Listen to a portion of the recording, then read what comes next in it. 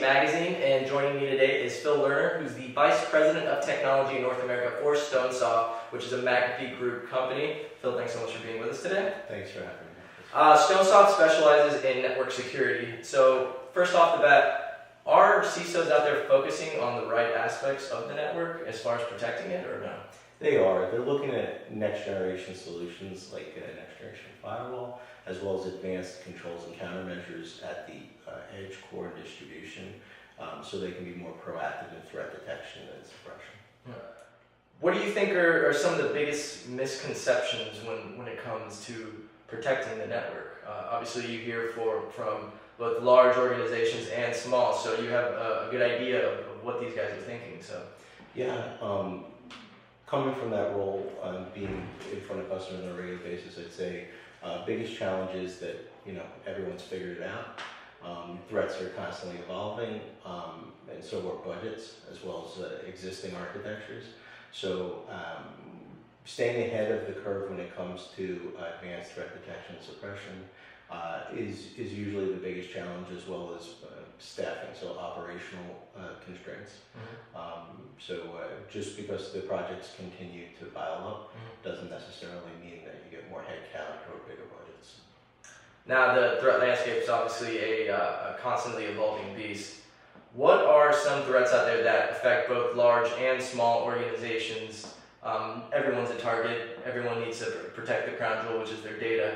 But is there a particular threat out there that they all need to really look out for, or is it just a level playing field in terms of all these potential attacks that they could be facing? The threat, vulnerability, and exploit is probably in more of a challenging state for large to small today. Advanced evasion techniques are one of those sort of landmines that every size customer needs to worry about. What they are is basically a means of evading traditional security controls, like intrusion prevention systems in the network, and potentially opening up a pivot point or a delivery point for a malicious payload.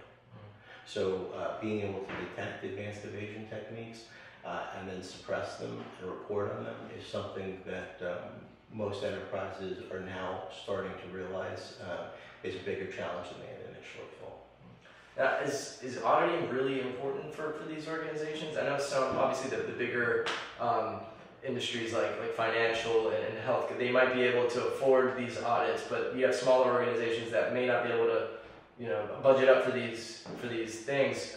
How important is it, and if you can't do it, what should you do? So big topic of discussion in enterprise today is primarily continuous monitoring. So, and that means having security information event management visibility or heads up visibility to be able to mitigate some of the vulnerabilities before they become exploits. So some of the ways that small to large can handle this challenge is primarily staying on top of user awareness training for the enterprise, making sure that there's policy that carries its way down to the individual contributors in the enterprise and business units, and making sure you're doing your quarterly vulnerability assessments, quarterly or semi-annually penetration tests, and then having good social engineering training for your staff. Working with a lot of the customers that you do have, like I said before, large and small clients, what is some advice that you would give to some security professionals that work for those smaller organizations that may not have the budget to buy all those bells and whistles that you do need to make sure you have a secure environment? I'd say, because of the smaller budgets in the SMB segment, where it may traditionally be set it and forget it, and then that person, that IT or security admin or IT admin may end up wearing many hats with many projects.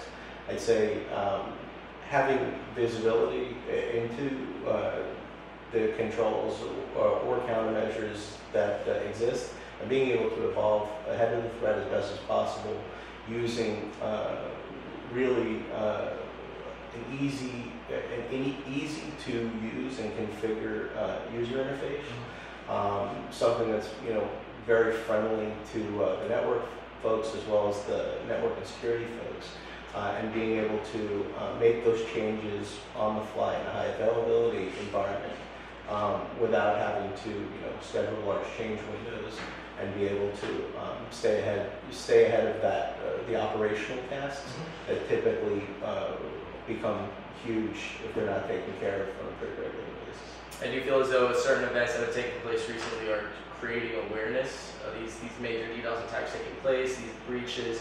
Are they creating more awareness in the entire from small to large business spectrum? They are, and the better visibility that the press and media gives to every type of threat today.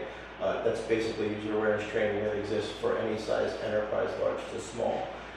So this also helps CISOs and CSOs get budget or headcount when typically they're not overstaffed.